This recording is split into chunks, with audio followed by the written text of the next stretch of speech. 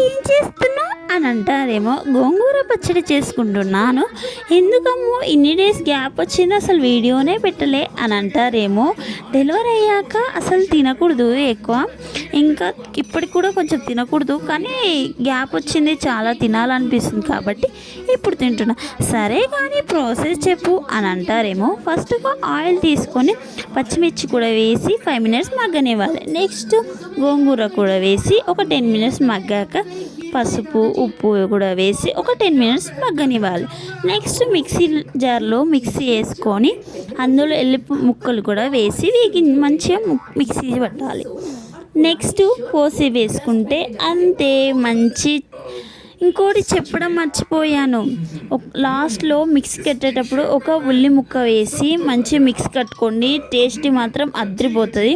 నాకు మాత్రం చాలా ఇష్టం. మీకు నచ్చితే లైక్ చేయండి. ఇలాంటి వీడియోలు కావాలంటే కామెంట్ చేయండి. Bye guys.